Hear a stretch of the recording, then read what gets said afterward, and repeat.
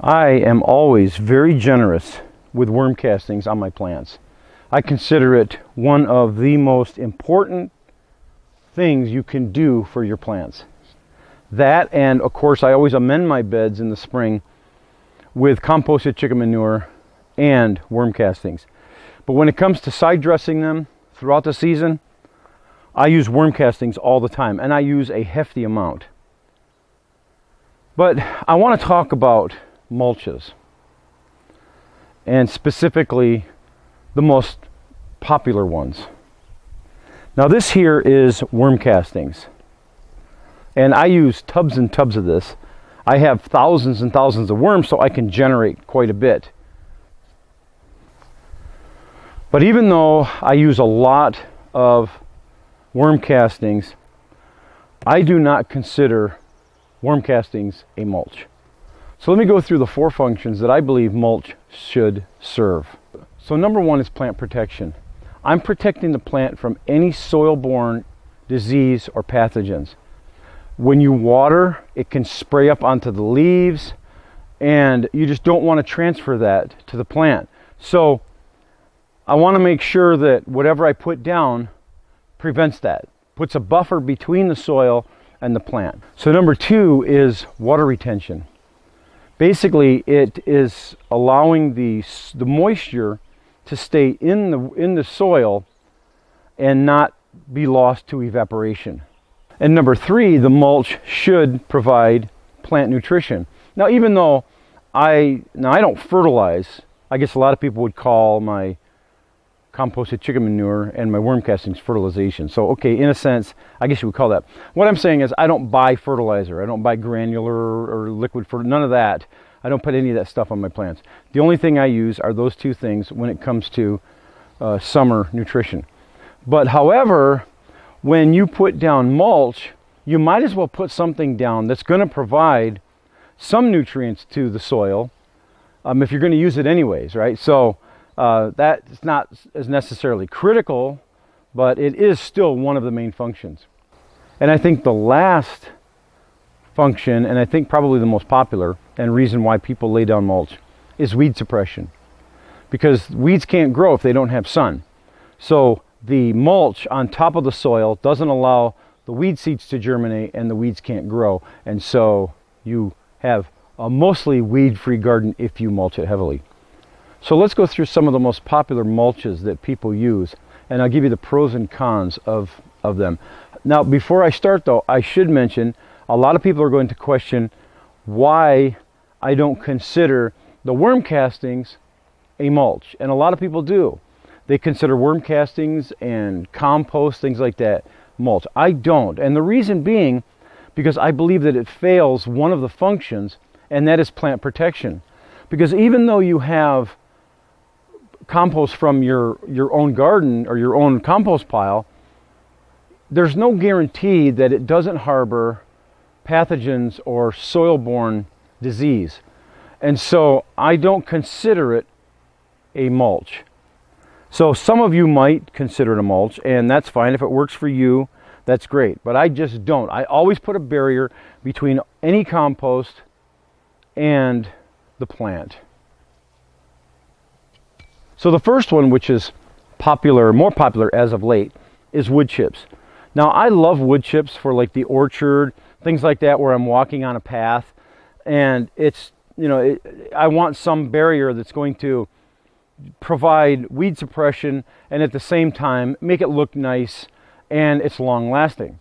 So although wood chips work really well, they provide all 4 functions. What I don't like about the wood chips is, number 1, they're slow to break down. So whatever I use, it's in here for a long time, years and years. So I have to pull it back to get to the soil underneath. And so it's long lasting. If that's what you want, that's a good benefit then. That wouldn't be detriment, that wouldn't be a negative, that would be a positive for you if that's what you're looking for. So the second reason why I don't use wood chips as much in my vegetable garden is because it's harder to find. You can't just go down to the nursery and buy bags of wood chips. At least I haven't seen it. You can buy bark, but we're not talking about bark. Bark is, in my opinion, I mean, that's a no-no for any garden. All that is, it's just a harbinger for slugs and all kinds of other nasties, and I just stay away from bark completely. And the third reason why wood chips is not the greatest idea is that you usually have to either purchase it or really beg and borrow and barter to get a load of it in. So rather than escape all that hassle, wood chips is not number one on the list. So another popular mulch is hay. And I have used hay here before. It's not my favorite. If you've watched my videos in the past, you'll see some of the problems that I've had with hay. Now, hay does provide all four functions. And it's good for people who keep an eye on their gardens. But the only thing I don't like about hay is that it could introduce weeds to your garden. Because the seeds that are in hay could get into the soil and it could get moved aside.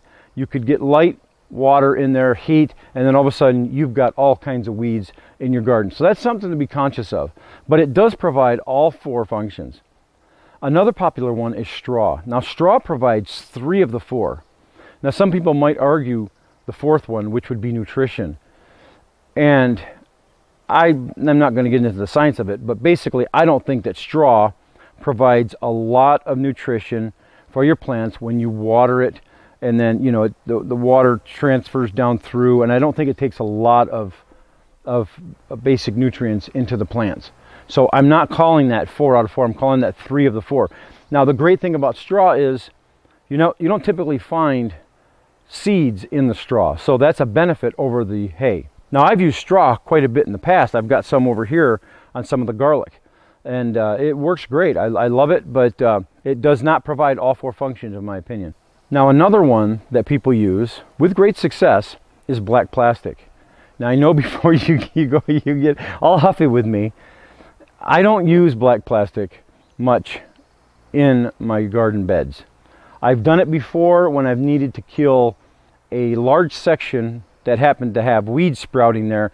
I'll lay it down for the winter and let it just stay all winter, and it will kill all the weeds. So in that respect, I would say that black plastic is probably the best weed suppression material you can use. But again, it only provides 3 of the 4 functions. It does not provide, and rightfully so, any nutrients to the plant. In fact, when you are using black plastic, you have to make sure that you cut a hole big enough so that when you water, especially with your sprinklers or your drip system, that you're actually hitting the soil. So what you're doing is you're exposing the soil. Now, if you have a different kind of watering system, like if you are using soaker hoses, then that's a great benefit because you lay your soaker hoses down and the black plastic goes right over your soaker hoses, and then the water stays completely inside of there, which is a wonderful benefit. So I'm not throwing black plastic completely out the window. It has a great benefit for people who want to suppress weeds and water retention. It's great for that. The only thing it doesn't provide is nutrients to the plant. So I'm not against black plastic. I think it works great for, and I have a good friend who uses it in every raised bed, and he's just got phenomenal results. But he's got soaker hoses. I don't use soaker hoses. The reason why I don't is because soaker hoses don't target each plant. You lay it down and it just waters the whole stream. Now you can custom soaker hoses. I've seen those where you actually provide the holes and whatnot and lay it down, and that works great too, but that's another story for another day. Now the downside to black plastic is you have to purchase it, and the biggest con is that it's not environmentally friendly.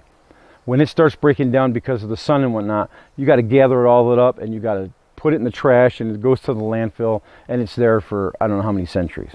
So that's also something to consider about using black plastic as a mulch. And then that brings us to my absolute favorite, which is grass clippings. Now the benefit of grass clippings are numerous. Number one, it's free or cheap. I guess you do have to use gas to mow it, or electric, I guess, to charge your batteries to mow it. I have electric push mower. But This is all from the orchard. I mow the orchard, I bring it up here, put on my plants. The greatest benefit is that it is green. So in other words, this will decompose on top of the soil and provide a ton of nutrients to my plants. So this is like gold to me. This is probably the best plant nutrition as far as mulch goes. Now there are a couple things you want to be careful of when it comes to using grass clippings as mulch. You want to make sure that when you're mowing, like in the orchard, I have to be careful and make sure I mow that regularly, because there are dandelions and other weeds down there. And if I let them go to seed, then I'm going to have weed seeds in my mulch, and then they're going to be sprouting up in here because I'm going to bring them in, I'm going to water the seeds, and all of a sudden I've got weeds everywhere. So be careful of that. Don't let any of your grass, your weeds, and whatnot go to seed, especially like dandelions. Now dandelions, when they're flowers, they're perfectly fine as far as I'm concerned. But once they go to seed, that's it, it's game over. So be careful of that.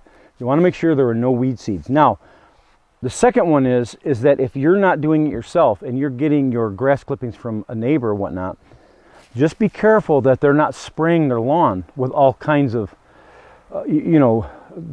weed suppression and all kinds of insecticides and things like that. You want to make sure that they don't do anything to their lawn. As far as feeding it goes, if they're using a commercial fertilizer, well, that's kind of your call.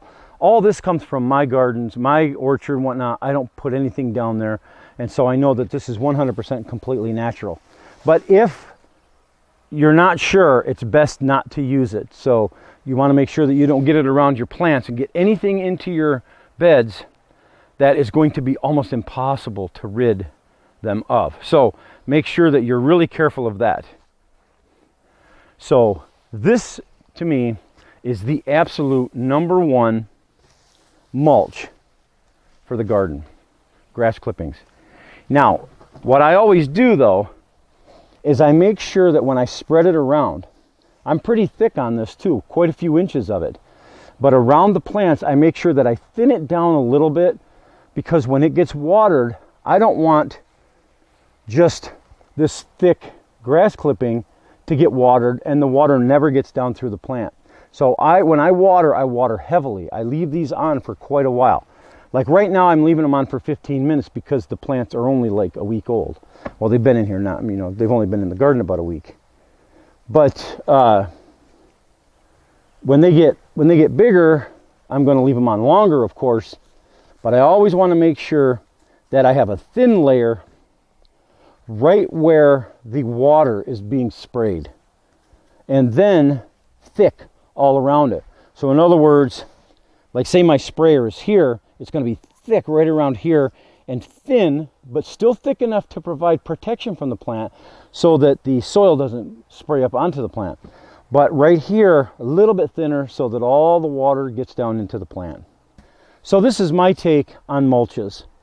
And everybody has different opinions and different methods, and that's great too, but this is what works for me. I know Ruth Stout had wonderful success using hay, just hasn't worked great for me. So anyways, there it is, guys. Thanks a lot for watching, and don't forget to subscribe, and when you do, hit that little bell so you get notifications. All right, we'll catch you guys later. On to the next bed.